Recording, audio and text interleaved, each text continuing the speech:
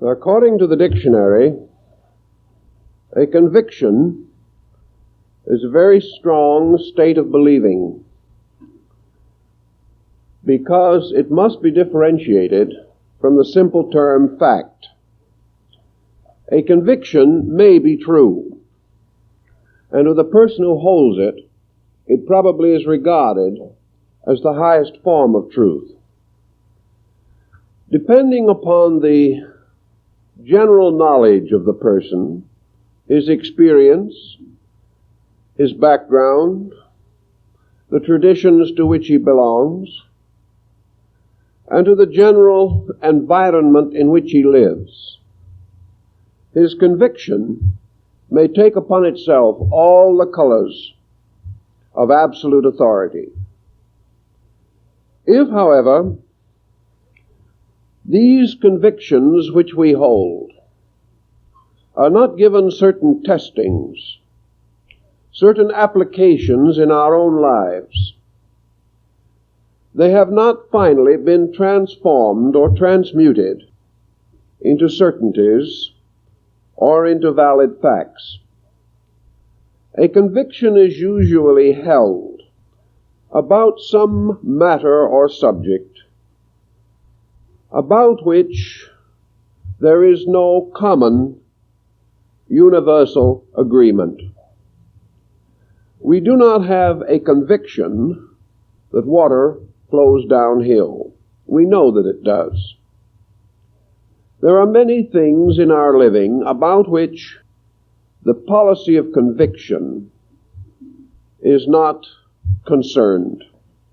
And in our general life, we usually use the term to represent an inner believing, a believing about principles, about the nature of good, even about the nature of evil. The conviction area, therefore, is on the borderline between certainties and uncertainties. And here we build a series of beliefs suitable to guide us or to direct us in conduct. It becomes, therefore, most important that the conviction itself be sound, that it represents a real achievement within our own natures, a growth, a progress toward those certainties or realities which we need in our daily life.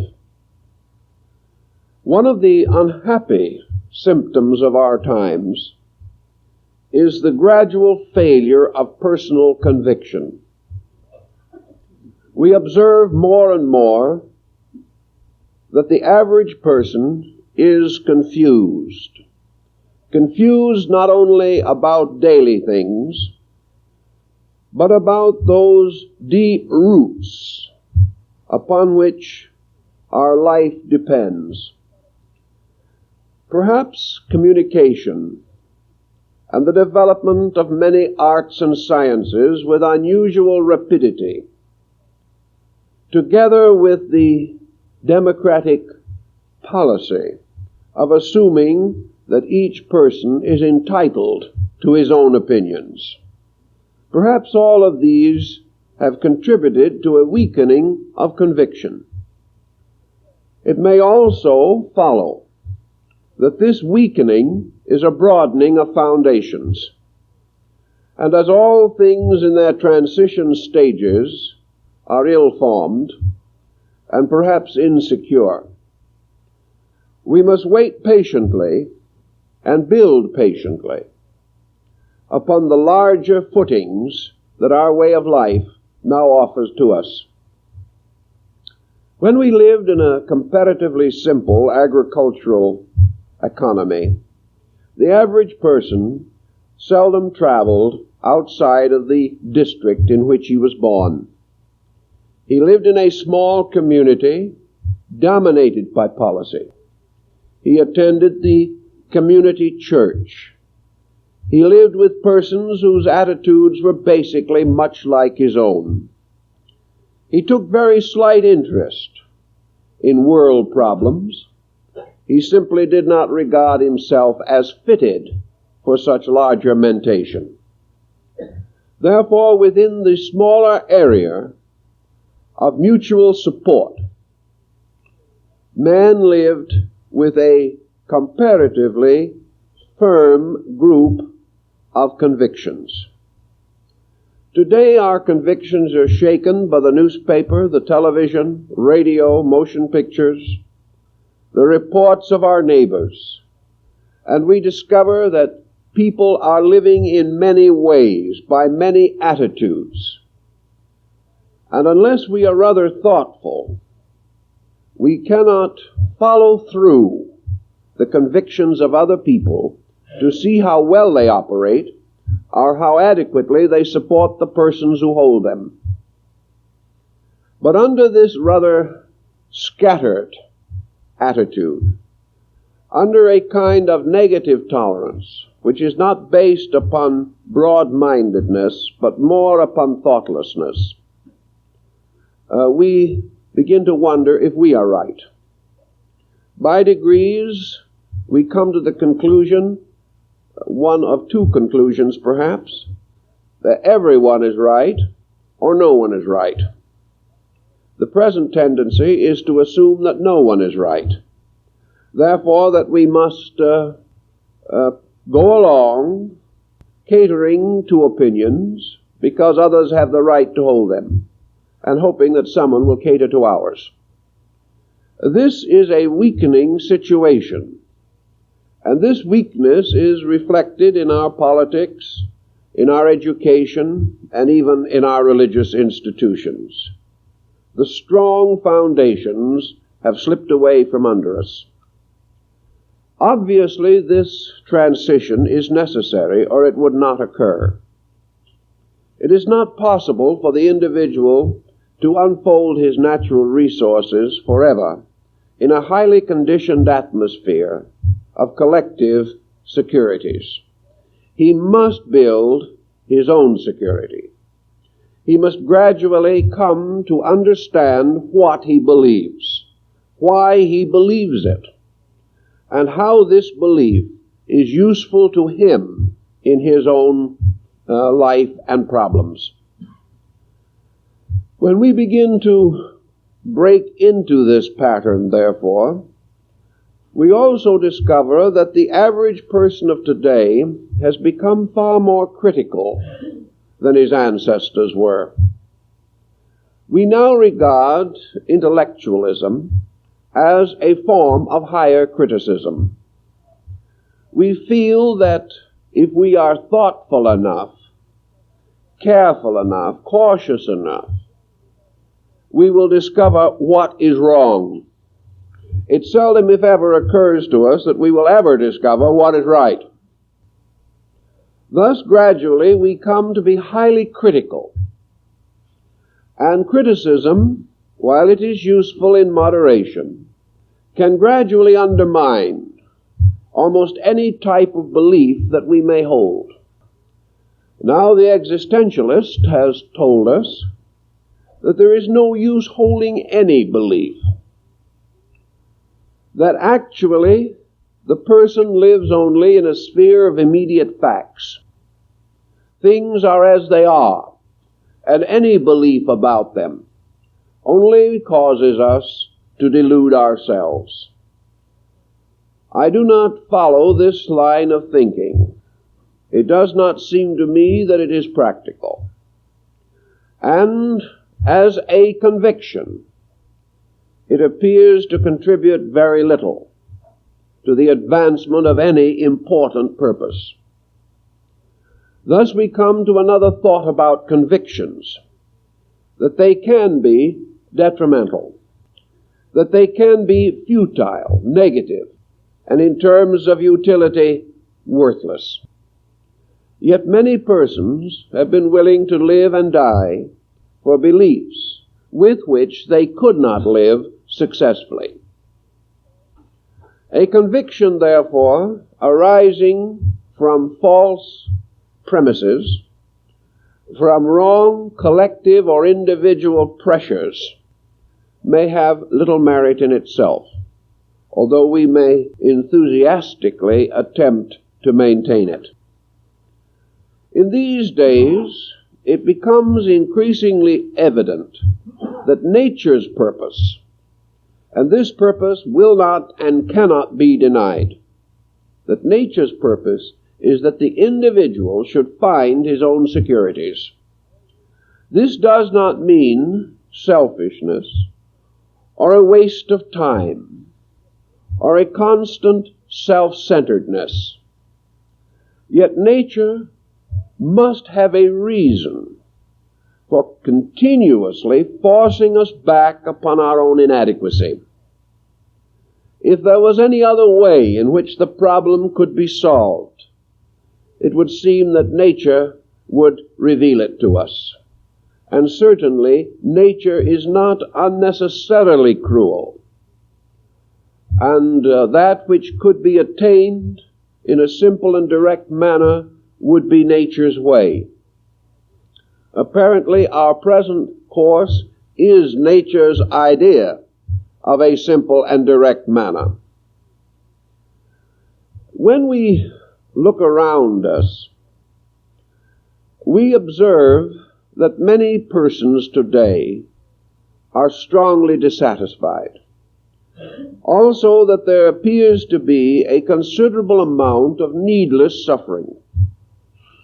Suffering which seems to have no justification, even in the troubled condition of our times. The average person is less happy today than he could be today. He finds many opportunities and privileges, but meets them with such a negative personal attitude that these opportunities are transformed into liabilities even while he contemplates them. There can only be one answer to all this, the answer that nature has revealed to us in the growth of plants and of animals, in the motion of planets, and in the complicated calculations of the physicist. Nature is forcing its own will, the universal will, upon an increasingly willful group of creatures, each dominated largely by his own will. And the conflict of human will with its short-sightedness and universal will with its infinite-sightedness, this conflict is the continuing cause of unnecessary stress and pain.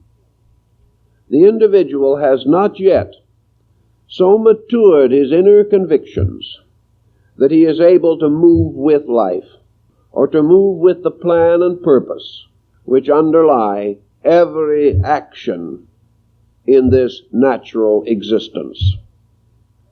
So convictions have to be gradually brought into line with demonstrable facts.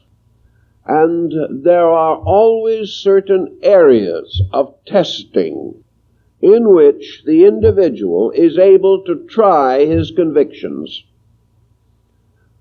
Paul says, relating to the spirits, try them. For in this way we shall discover if they be good or ill. In matters of opinion, attitude, and conviction, within reason and propriety, therefore, the problem always is to apply them, to observe the consequences of a belief in action. Most people, while they have rather powerful convictions, are not quite certain of what they are convinced. They hesitate to apply. It is wonderful and easy to live in a world in which you never test your beliefs, or in which you test them so rarely and so superficially that you never examine them thoroughly. A conviction is always a pattern, a kind of archetype for action. If the conviction is never rescued from the abstract, if it is never brought down to daily usage, we shall never know whether it is right or wrong. But to the average person, the fact that it is his conviction is more important to him than its rightness or its wrongness.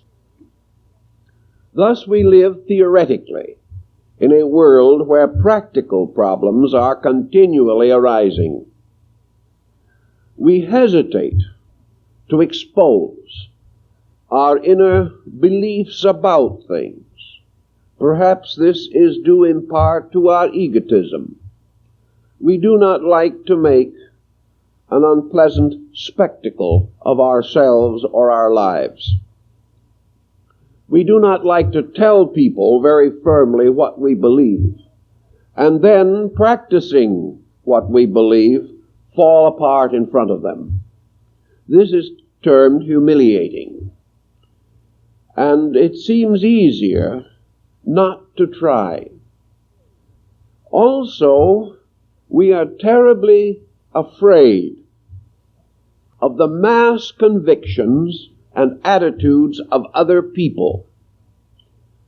Although in many ways we like to think of ourselves as individuals, we are really very group conscious. We want to have a certain degree of individuality, but we want to keep it well within the circle of the conventional or common attitude. To break away from the ordinary is to isolate oneself. And this isolation always ends in work. And this is an ailment we are particularly careful to avoid if possible. We do not wish to make living more arduous. We do not wish to be forced to make individual decisions if we can fall back upon group decisions. So we try to carry this water on both shoulders. We want to be ourselves, but we want to conform. The combination usually results in a victory for conformity. And by this conformity, we fall under the common negative condition of our day, suffering as others suffer, because we follow their patterns, accept their ways, and are afraid to test whatever integrities we have within ourselves. Conviction relates not only to the basic believing of the person. Conviction also depends to a measure upon what we are able to herald within our own resources by which we can arrive at a conviction. So in order to estimate this in our own natures, we must try to discover whether we are entitled to a strong conviction. Now, everyone takes the attitude that he is born with the right to any attitude that he wishes to hold. This is his birthright of freedom. Freedom is not only our right to be ourselves, it is our right to be wrong. And here we exercise it most enthusiastically.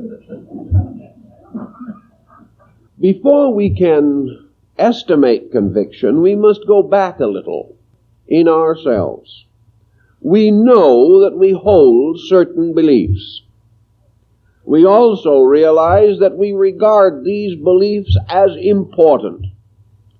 Under certain conditions, we are willing to defend them, although we are seldom willing to apply them consistently.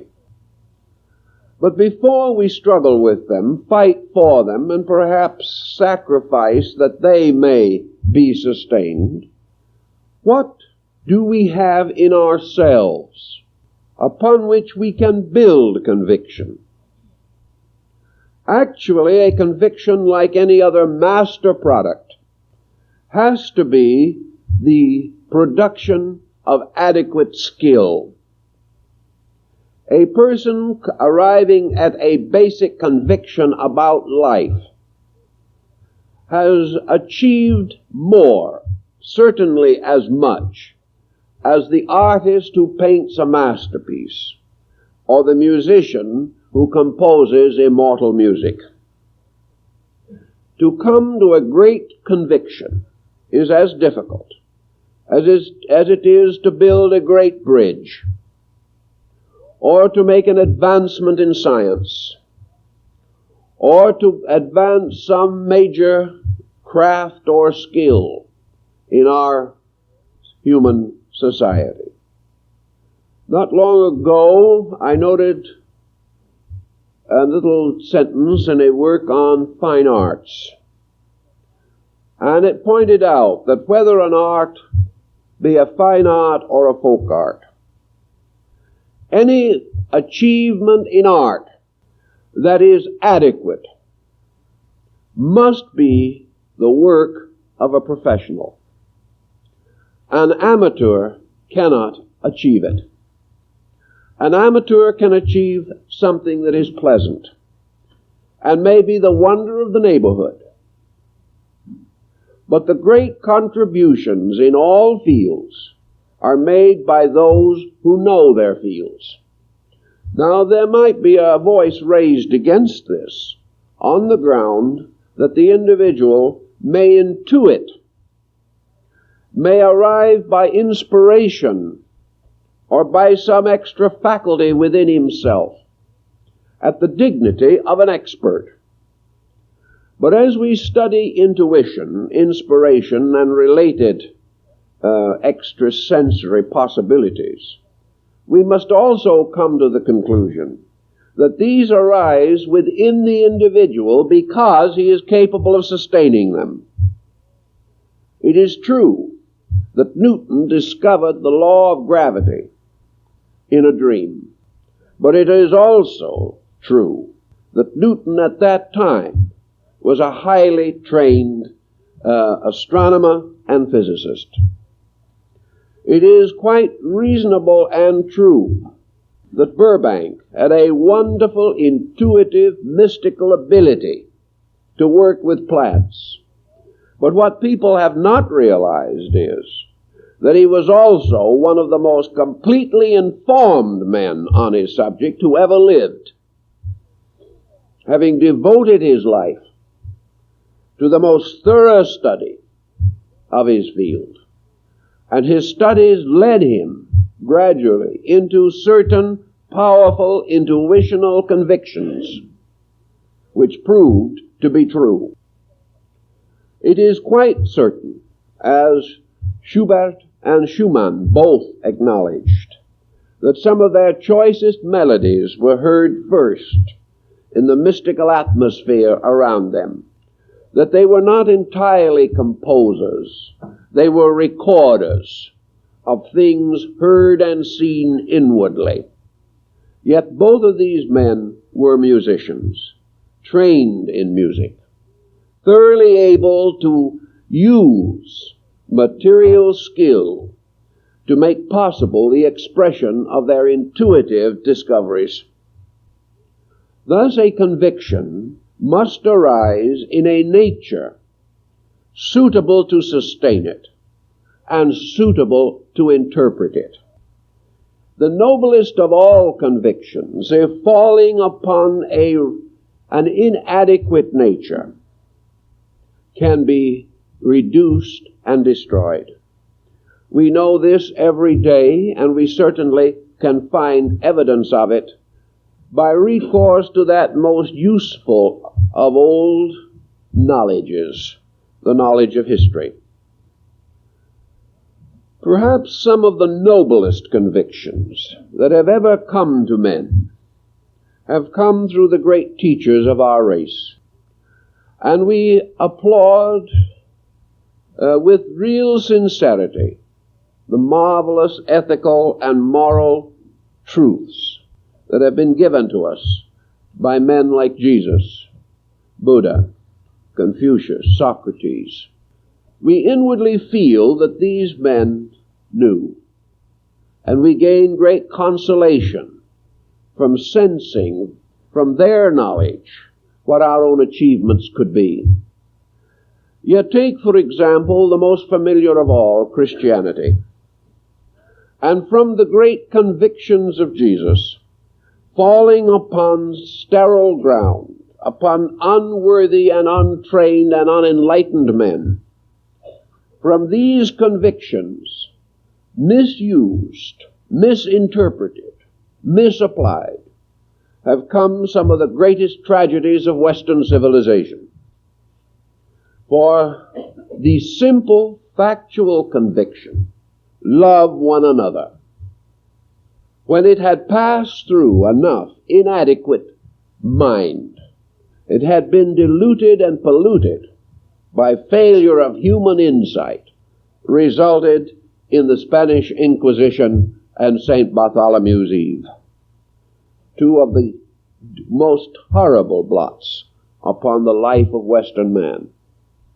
Now, as it is possible for a noble conviction, loosened into society by an idealist, to be thus so terribly misinterpreted, so it is quite possible for a conviction in ourselves, entrusted to the inadequate structure of our own mental and emotional life, to also be horribly distorted, transformed from a thing of beauty into a terrible thing, as in the case of fanaticism or bigotry. Thus we cannot divide the person from his conviction, nor can we say that a person unskilled can be safely entrusted with an ability or a power which must arise from skill and must be directed by the laws governing that skill. When Leonardo da Vinci was of the resolution to make a great picture, he not only had insight and a remarkable genius, but Leonardo had the audacity and humility of greatness. He had the audacity to believe that he could put imperishable beauty into some temporal medium. He also had the humility to know that the only way in which he could achieve that which can be achieved is by immediate and utter obedience to the laws of his art. He knew that art was a glorification of mathematics. He realized that in drawing a splendid human figure or making some wonderful contribution, he had to keep the rules. And that these rules, if perfected, if expressed adequately, became the support of his intuitive vision. This is true also in the most ordinary levels of our convictions. A conviction is not only something that arises spontaneously within us. It is something that must be disciplined and interpreted by the resources at our disposal. If these resources are inadequate, our conviction will be inadequate. So the person must place a censorship upon his own ideas. Not that he shall discount them or cast them aside, but that he shall truly weigh them, and that he shall use all means at his disposal to make certain that he is worthy of his conviction. Not only must we think in terms of a person and say, is his code of life worthy of him? We must also say, is he worthy of that code? And here is where, in popular practice, most conviction fails. We do not build our inner life by dedication to the laws governing it. We hope, we believe, we grasp avidly at some pretty belief that someone else has. But we do not attempt the serious business of training ourselves to have the right to build a strong believing which has its footings and its foundations in personal integrity and intelligence. So we find convictions in endless conflict with each other. We will find a dozen convictions in a single family. We will find thousands in a single community. Each person sincere, trying, and to a measure meeting his immediate need. But so much of trial and error in it all that many persons have strenuously limited themselves by holding to a conviction that can never release them into the patterns of growth and progress which perhaps they really believe and feel that they deserve. So we have to always study the conviction as we would any other psychological phenomena.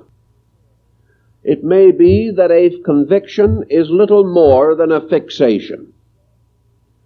It may be something which has gradually destroyed in us the power of our own perspective. This conviction, which should carry and support us, may therefore become a burden upon us, limiting and restricting the natural tendency of the individual to continuously unfold and grow. It may also be that a conviction is little more than a thinly concealed phobia. The individual fearing creates internal beliefs which will bring such comfort as possible and protect the person against what he fears, rather than to solve the basic problem of fear itself. A conviction may arise from frustration. It may be little more than a symbolic or a symptom of neurosis. Many times when we break down the convictions that people hold, we discover that these convictions have led to sickness, have led to a loss of value. One of the most powerful convictions we have collectively in the world today, and one of the most doubtful utility, is the conviction of materiality. Held devoutly, with the same emotional intensity that men held to their religious beliefs, materialism has become a kind of opinionism, which certainly has not advanced any good cause with which man is concerned. And yet it is defended with the same enthusiasm that ancient man once sustained his superstitions and strange doctrines. The first point, therefore, in our own daily living, and to get this down to where we all are, is for the individual sometime to sit down quietly and say to himself, am I entitled to a conviction? What have I done along the way that would contribute to a valid point of view? Is my conviction the result of a very thoughtful evaluation of my own life or of the conditions of those around me? Or is it merely an emotional impulse? Is it a fighting back? Is it something which I have invented merely to make things more endurable rather than more correct? Is my conviction sustained by continual application? Or have I protected it so lovingly within my own consciousness that I have no way of knowing whether it will work or not? Sometimes we wonder why we have been cursed with a materialistic civilization. We wonder why the powers that be would place us in the outrageous circumstances we now experience.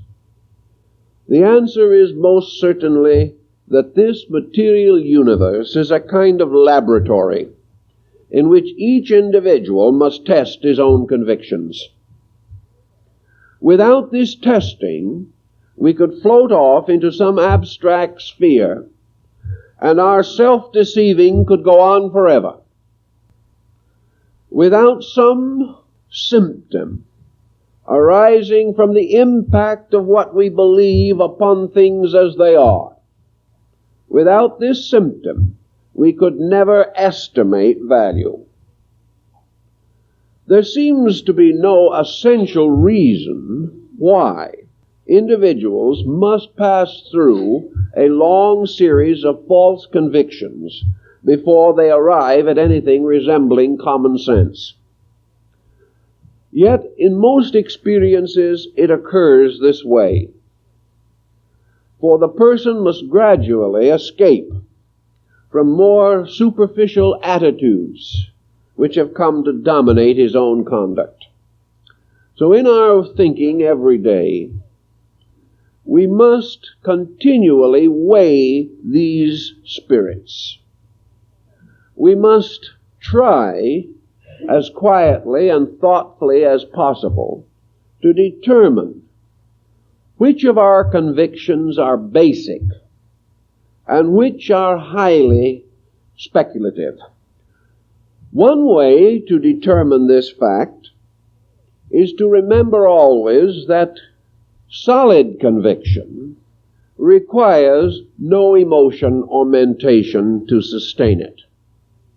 We do not have to be excited about our convictions. We do not have to feel that they are emotional cyclones within ourselves, giving rise in their turn to joy and sorrow, hope and remorse. Wherever it is necessary for a conviction to be highly emotionalized, we must question it a little. A conviction of its own nature is there, just like truth is there. There is no need for anyone to be excited about truth. There is no reason why he should go out like Don Quixote de la Mancha and try to battle error as this old Spanish knight fought windmills. A real conviction is a quiet thing.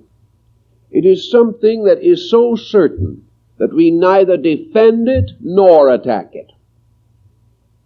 So if our minds are continuously concerned with the pressures of convictions, then we should begin to look into them a little. For actually, the conviction should not be more nor less than a continuing inspiration to action. It should be there quietly. And as we approach it within ourselves, we should approach it in spirit and in truth, and most of all, in peace. Now, some persons will say that this would be wonderful except for one thing, that they have an outer personality, and this outer personality is not completely sold to this conviction, and that stress arises when the person's individual selfish purposes conflict with his convictions. And out of this pressure in turn rises this voice of conscience, this mysterious sense of inconsistency, which in turn may lead to self-censure or regret. Actually, however, the conflict between conviction and action actually means simply that the conviction in itself is not sustained by the cooperation of the personality. If it is not so sustained, then the job that is necessary is reasonably obvious. It is dangerous and fatal to man to live by a dual standard within his own nature. He must either move with his conviction or move with his personality. He will find that if he has ever made a conviction or held one, that he cannot completely reject it. For to a measure at least, it seems to arise from a source of authority greater than bodily instinct. So even though we may compromise our convictions, they still remain, for they represent a kind of total of ourselves.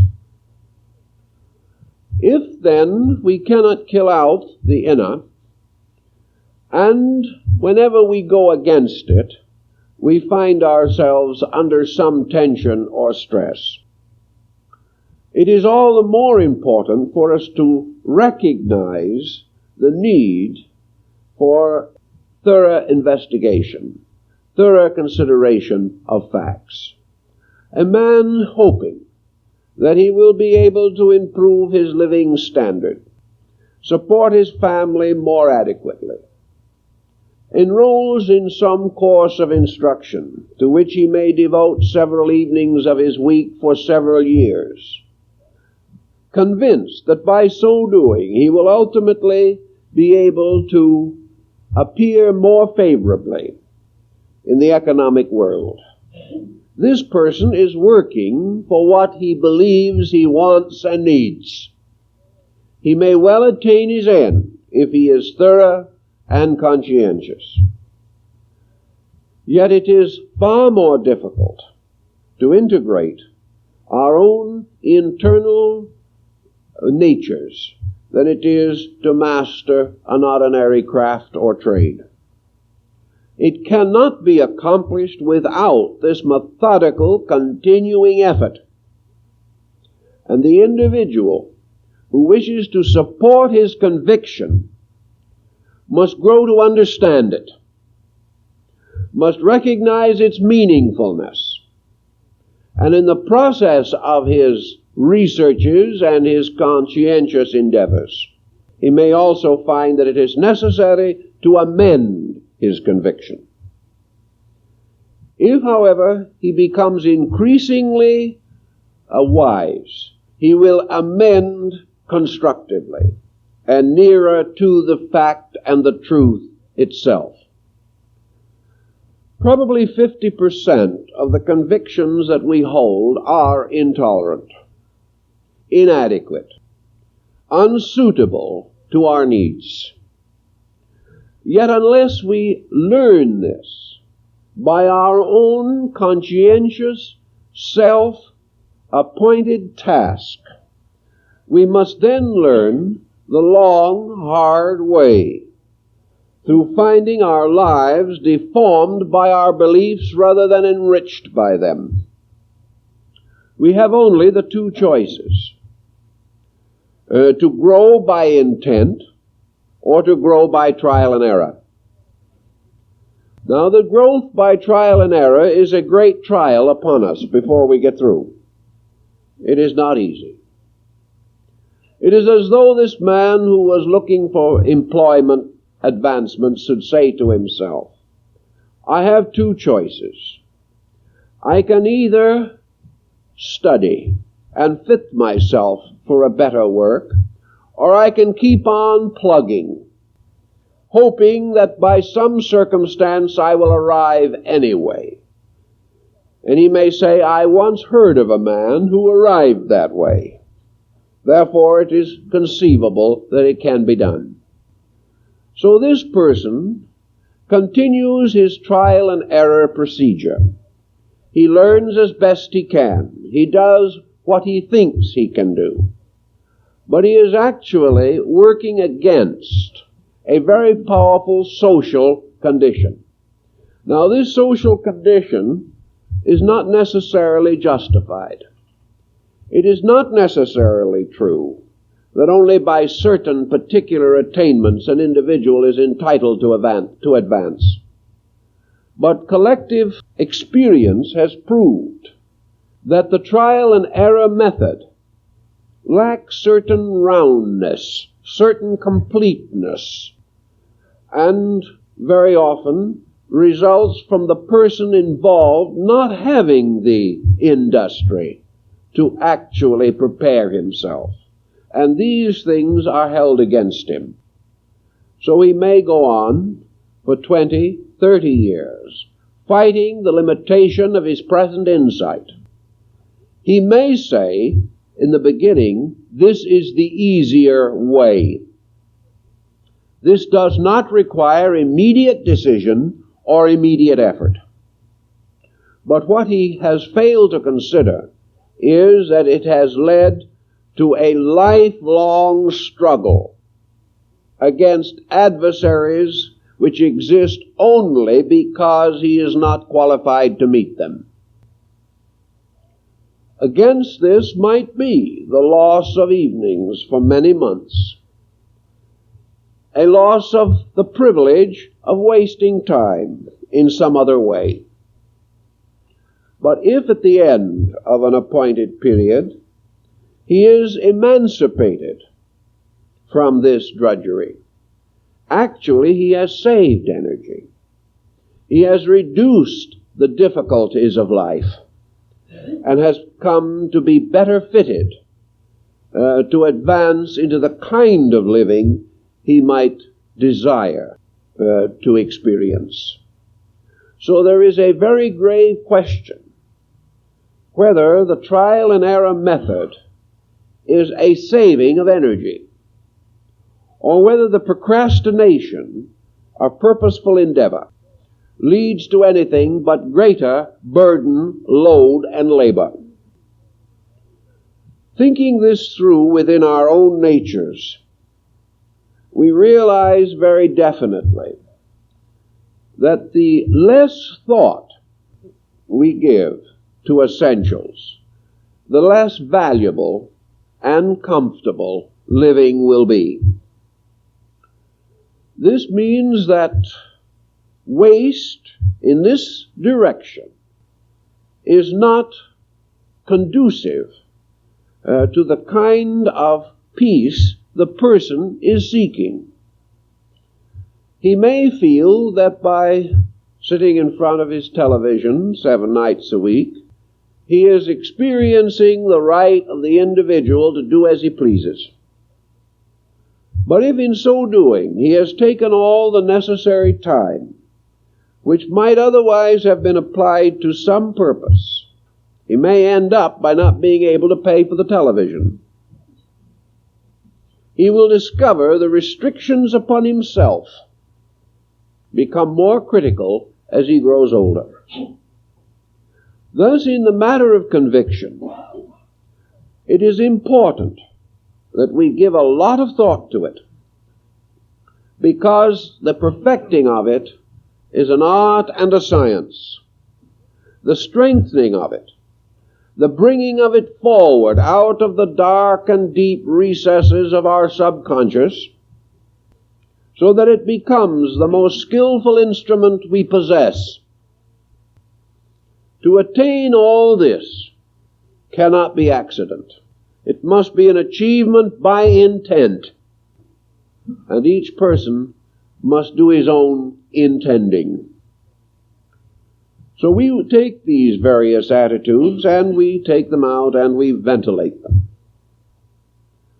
Now we are talking along here as though all this was just a formula and a rather patent situation, and so it remains until even those who are attempting to assist others in working upon the problem of conviction come upon something for which there appears to be no reasonable explanation, yet it is so, and being a fact cannot be denied.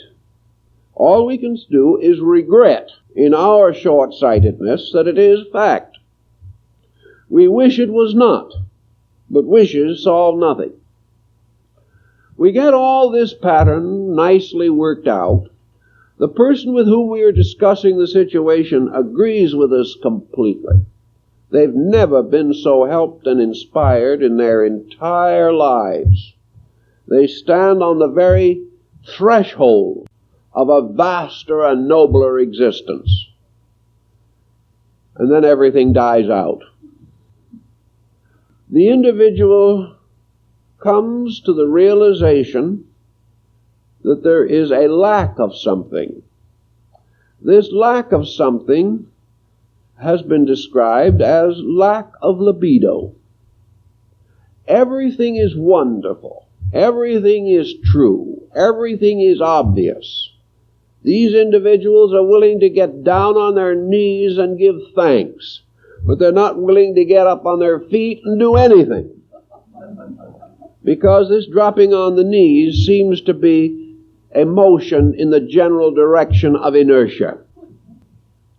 The lack of libido. This whole pattern, striking upon the consciousness of the individual, does nothing.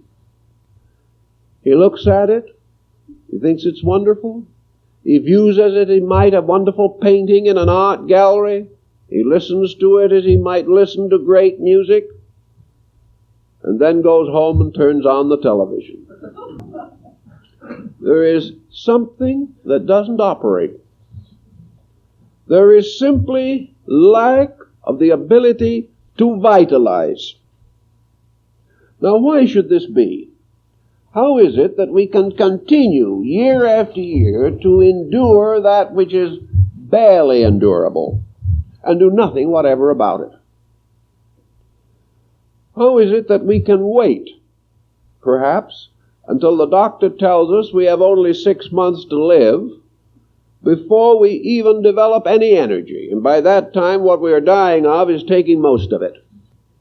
What is the mystery of this total lack of vitality? You would think the conviction itself, if it's a good one, would vitalize. An individual would roll up his sleeves and say, "This I believe, let's go out and do it." So he rolls up his sleeves. By the time he gets both of them rolled up, he's totally exhausted. And that is the end. As we find in the closing lines of Hamlet, the rest is silence. Nothing happens. Yet we get tremendous enthusiasm as long as it doesn't involve effort. We get people together and we'll find one says to the other, "This is tremendous. Let's have a conference and send a telegram. Let's do something." And nobody does anything. And just as this is true outwardly, so it appears to be true within ourselves. We have these convictions that we keep in little shrines somewhere hidden away in our hearts. But the moment the challenge comes, the challenge to do something, to transform this vague believing into a real, well-done job, everyone begins to look for ways of escape. Let's get out of this situation quick. It may end in work. And that's the end. It is true that there seem to be in this world persons with different degrees of energy endowment.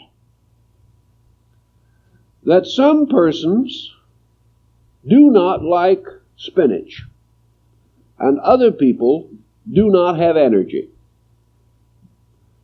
And we are not referring now to the iron content of spinach, which is infinitesimal. The true situation seems to be that we have temperaments, natures, dispositions, likes and dislikes. That they are scattered about in what appears to be chaos, although we know that beneath it all is a pattern of order. But in this world there are people who have a kind of drive. Not a fantastic drive to lead to dictatorship or tyranny, but sufficient drive to move themselves. And there are other people that do not possess this drive. Those who have the drive also divide into groups. One group of drivers comes to grief because all of its energy explodes inside. Nothing actually comes out. The person lives in a perpetual tempest within himself, using enough energy every day in his own psychic pressures to change the course of history.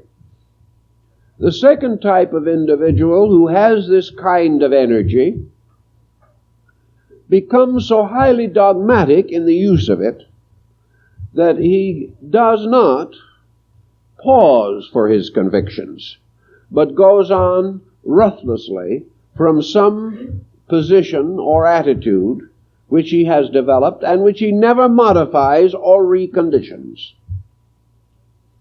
Then there are people who have absolutely no energy whatever to do anything for themselves, but have abundant energy to try to drive other people. It seems as though one of the things closest to our hearts is an instinctive desire to make other people do what we should be doing ourselves, whether it means to work harder or live better. Some way the problem does not come home. So the presence of energy is not a guarantee of success. But the absence of energy seems to leave everything in a despond. Persons who can walk, can eat, can think within certain areas, and can do a day's work, seem to have no energy for internal dynamic. One of the reasons why, in all probabilities, is that energy, like everything else in nature and in life, thrives upon usage. The individual who has never attempted any inner activity comes in the beginning to it totally unequipped.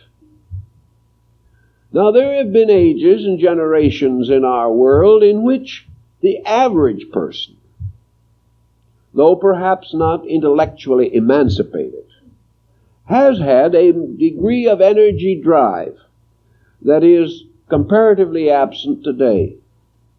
During those grand old dark ages we talk about, man had tremendous psychic energy drives, only he did not know how to use them. A heavily tyrannized people, politically or socially, underprivileged, who find that their way of life is becoming hopelessly dominated by despotism, develop energy drives and throw off the tyrant. And a people apparently quite static can suddenly be fanned into a group of revolutionists whose energies may well transcend intelligence. But the average person has not used internal energy. He has never said to himself simply, "This I believe, this I will do," and do it. This peculiar direct use of energy just dumbfounds us. Occasionally we see a person who seems to possess this attribute. We wonder and marvel at him. He seems to be able to cut all red tape and go out and do something. Now, there are persons, of course, who will feel this does not apply to them, that they are trying, and that they are using energy to achieve internal integration. These, if what they say is true, are in a much better condition. If what they say is true, they should also be happier people. But we find a great many of these individuals who are rather proud of the way in which they have put their convictions into action, who are not happy. nothing of apparent real good has been attained even by these industrious ones. This sums up one simple fact, that there are many wrong ways of doing the right thing, and that if we happen to fall upon several of these mistaken methods, we can confuse and further weaken our own integration. The only solution to the whole problem is that man shall gradually develop within himself a certain real and natural love of learning. This comes first. If he does not really desire to improve his state, he will never do so to any great degree, except by this long path in which nature finally will command his attention and demand his obedience or compliance. For the rest, there is this twofold energy problem. One, the waste of an abundant energy that produces no good and sometimes ill, or the absence of any integrated determination to do anything about anything, especially himself. Now, a person thus deficient in energy and without any real determination may be a most industrious character. People who cannot energize conviction may also have very great degrees of physical energy. It is a kind of energy. The person who does not have enough energy to do that which is right may have abundant energy to do that which is not right. Thus it is a matter of the direction of energy. But we do know that a conviction to be useful must be energized. It must receive the cooperation of the nature in which it arises. If, therefore, we find a total inertia and its usual accompanying symptoms, total disorganization, there is only one possible solution, and that is the cultivation of the energy factor. Why do we have energy to do anything we want to, and so little energy to do what is necessary?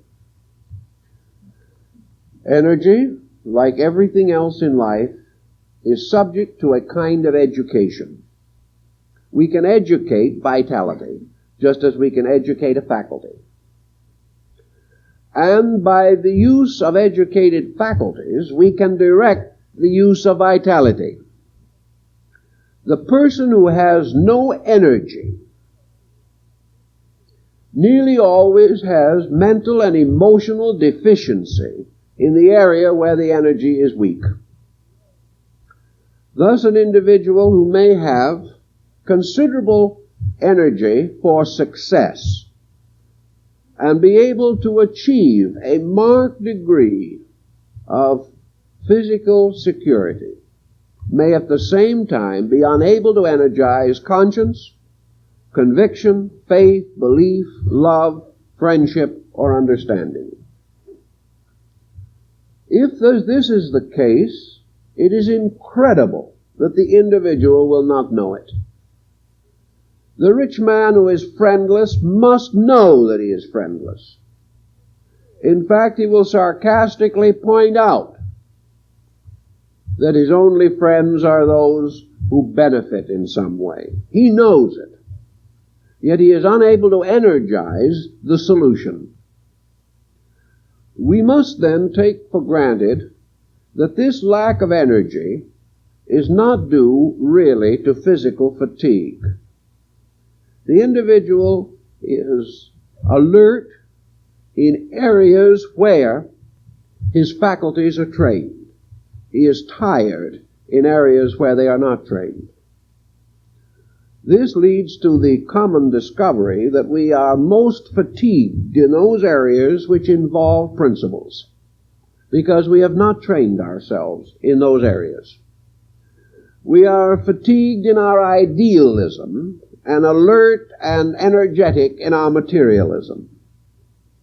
We are fatigued in hope, but very well energized in fear. We have a great deal of energy for doubt, but become very weak when the needs of faith are expressed. Our positive thoughts, our positive emotions, and those root convictions which bind us to great value, these are the areas in which we are unable to energize. This lack of ability to energize these areas simply means ages of neglect. It means that our culture is not helping us to build these areas. It is not supplying us the incentives by which these areas would ordinarily become vitalized. While it is true that some persons are born with great genius, it is also true that the average person is not born to be a successful businessman. He is not born to be a great poet. He may have talent, he may have ability, but without the conditioning force of society around him, only the exceptional genius would attain his end. Instead of that, we have a vast amount of adequacy on these levels. This adequacy is due to the traditions, the customs, and the cultural patterns by which we live. From these, we gain almost no directives for the development of conviction and insight. These areas are neglected. Therefore, we do not easily energize them.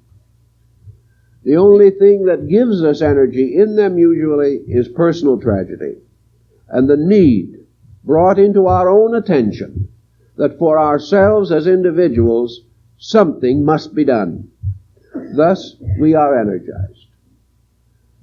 But again, if our faculties are not sufficiently endowed in the beginning, the energizing may fail because instead of energizing through stress, we may collapse under stress and lose what convictions we think we have.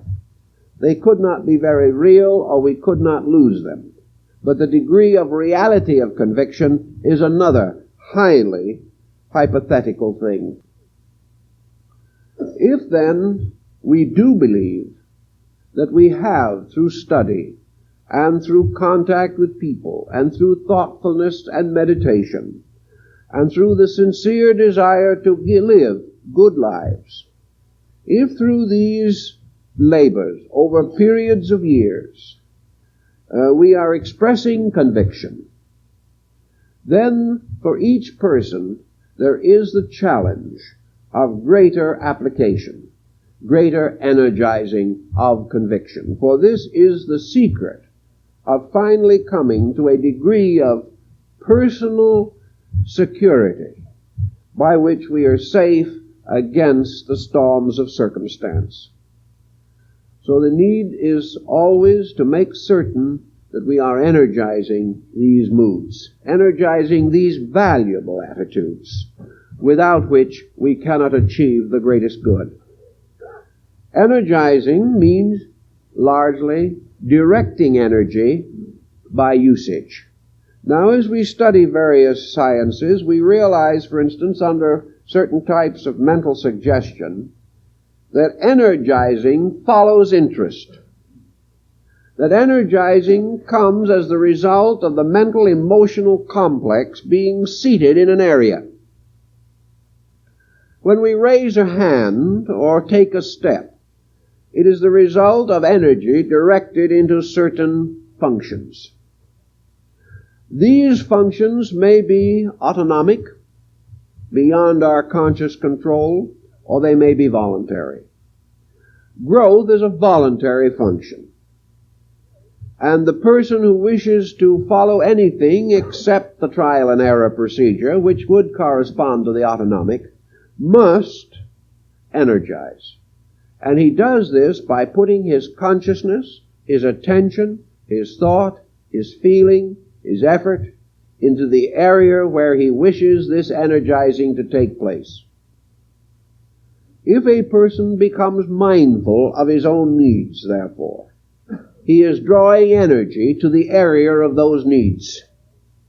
If he is thoughtful about himself, he is energizing the power to be thoughtful about himself.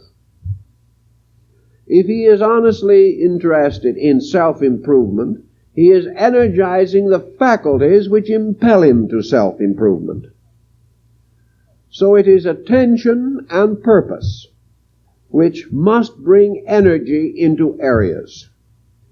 It would take the average person probably, who has good hopes, good aspirations, and no energy, anywhere from 6 months to a year to energize an area of important function.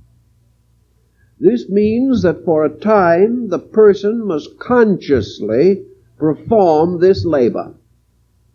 It is as though, for example, we should wake sometime and discover that the heart is a voluntary muscle. Up to the present day, it is an involuntary muscle, but it has developed cross fibers and shows tendency to become voluntary.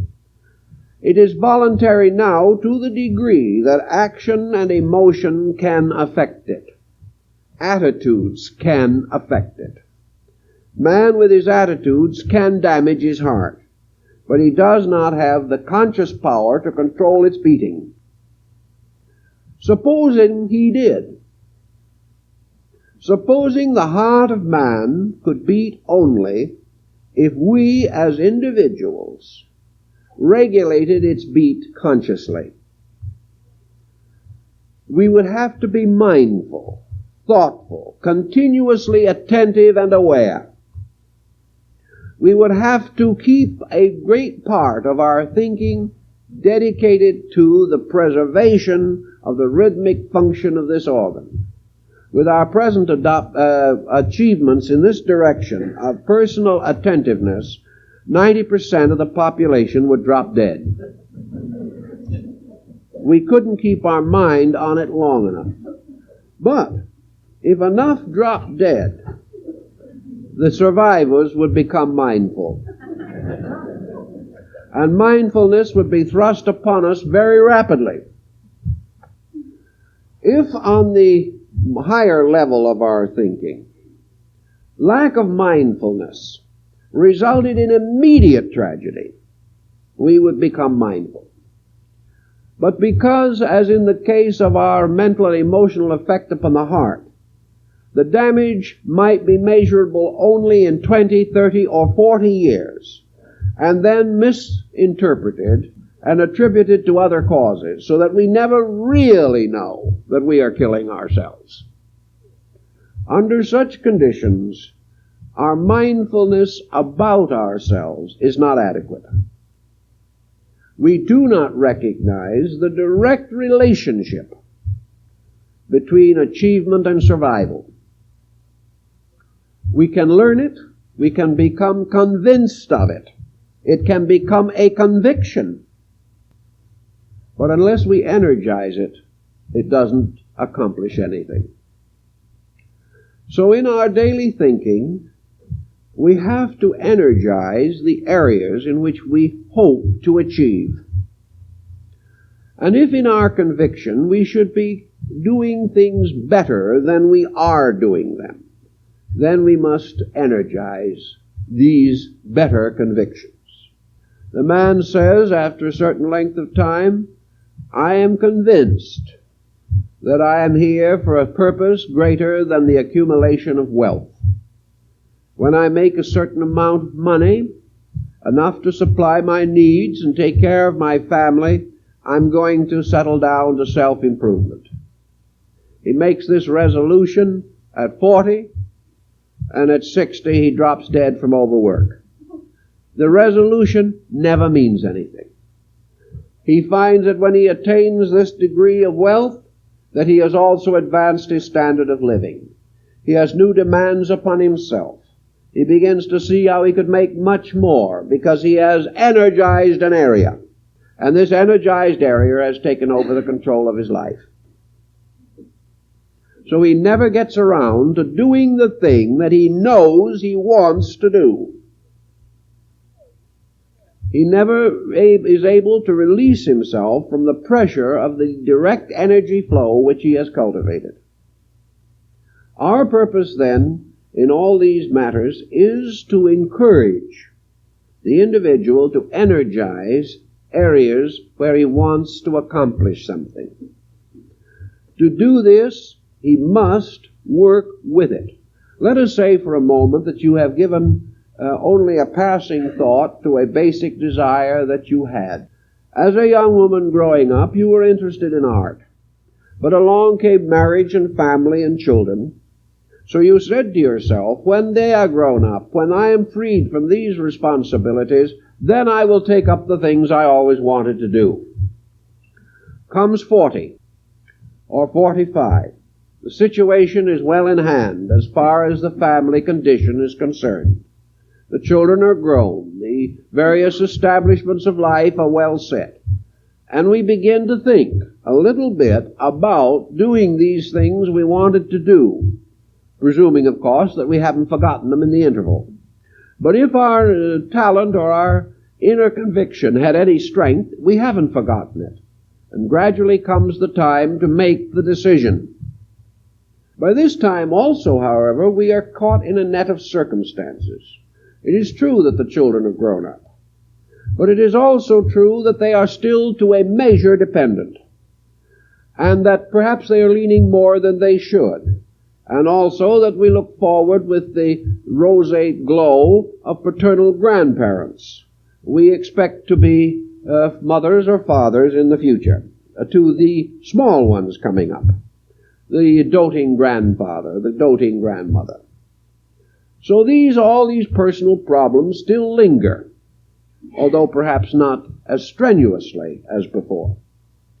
But we still want to do this thing about art. Well, we can still want to and drift into the grave at 70 and do nothing about it. We're not quite certain we want to work that hard. This idea of getting up and going out to school every day again is a little boring. We dabble a bit, we get a box of paints and a textbook, and we dabble around a little, and we get some results that are pretty horrible, and our friends say they're good, but we know better. And it's all a little discouraging. The problem is, again, how are we going to get some energy into this? How are we going to prevent this particular person from becoming a bad mother-in-law? How are we going to get their lives into some channels of self-creativity? You can't simply say, turn on energy, turn off energy. We are not machines. This energy has to develop from values that are sufficient and adequate to it. So what is our most natural solution to this problem? It is to bring out this energy equivalent, to cause it to manifest. So perhaps for 6 months or a year, we forget about the fact we want paint. But we begin to become more and more conscious of the values of art as such.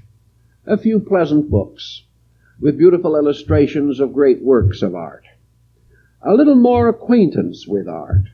A beginning to turn the energy motion to the contemplation of beauty.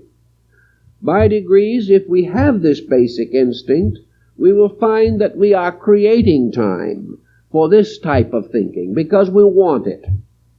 And after 6 months or a year of channeling energy towards appreciation of values in this field, we may wake up one morning and discover that we now have the energy to go to school and do the thing we wanted to do. We couldn't suddenly break away from all the old patterns, but we could gradually enlarge our interest by energizing a field we have always been interested in. And because of our interest, this energizing is easier than it would be from a complete state of indifference. So by degrees, we create a new energy pattern. And this energy pattern gives us the libido to go out and do what we want to do. And it has served thousands and millions of people in this way. The lesson can be applied then to anything we are concerned with.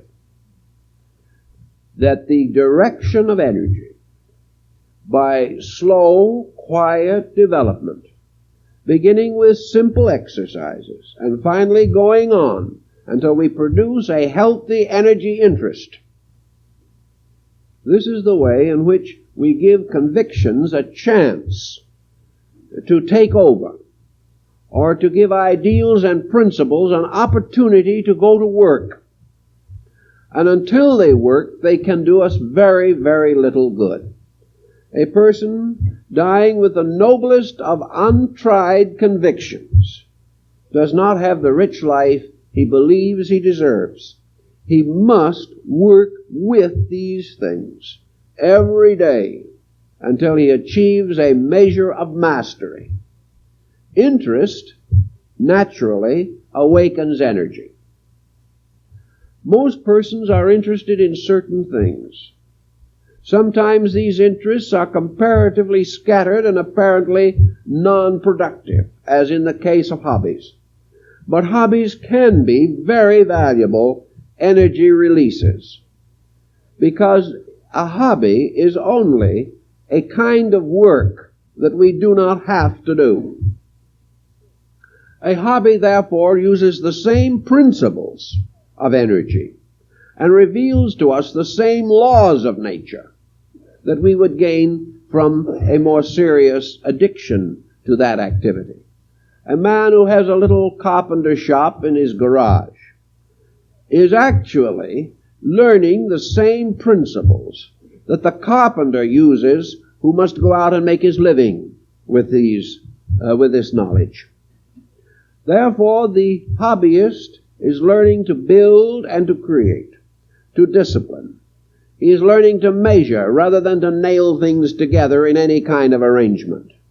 He is learning that precision and skill are necessary to end product. He is growing. He is following nature when he produces the chair or the table. These things are productions based upon skill and energy. Convictions are the same. They are based upon the integration of our resources, and they are the final fruit of the tree of our aspiration. Our learning, our studies, our prayers, our experiences, our meditations, everything that has made up our life has as its end product the creation of a great conviction. And this great conviction has as its end product that it shall turn upon that life and make that person better. For it is in the use of his conviction that the individual practically applies everything that he believes to be true. It is therefore very necessary that a part of life be devoted to the building of a conviction, and that another part of life should be devoted to the use of it. In the Oriental theory of culture, the first half of life was devoted to those experiences which give us conviction. And the second half of life is made rich by the application of this conviction to the large area of our increasing influence. So we learn and we use. Use without learning is dangerous. Learning without use is dangerous. We must keep up the circulation of values within ourselves. We are healthy when we believe well and do that which we believe. And if we are open-minded to check mistakes that may naturally and inevitably occur, then we will correct our beliefs and correct our convictions. And in this way, the inner part of us grows as a piece of stone cut by a sculptor gradually takes on the likeness of a perfect figure. So our convictions are also subject to censorship, our own. and are therefore not areas of dogma. They are areas of experimentation, constructive, idealistic, useful. And if we work with them in this way and continue to energize them, our convictions will gradually become the most important things in our lives, and they will help us to live well in any time, and they will help us to avoid the panics which come from the uncertainties of material condition. And there was never a time in our entire history in which we need to energize conviction more than now. For it is only by this inner resource that we can hope to survive the pressures and stress of our times. We therefore hope you will give the matter careful thought. Thumbs up.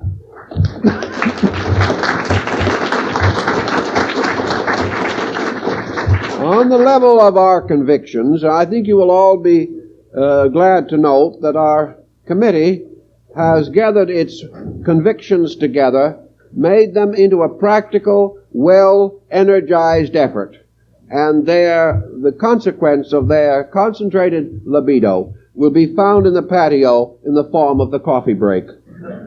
Here is ideal in action. So we hope that you will all have the energy necessary to go out and have a cup. This will start things off in the right direction. The friends are all invited to attend the little coffee klatch in the patio after the lecture. Now, the next subject, next week, sort of recommends or revives in our mind Louisa M. Alcott. Here we have the real self and its many little selves. Not the peppers and how they grew, but something on this nature. Each one of us has a self and also a very badly split up mass of fragment personality factors. The question is how to live with this family and do so in a dignified and constructive manner. Bringing up ourselves is like bringing up a family of 8 children, each with a different disposition. And if we can achieve this, there is somewhere a crown for us.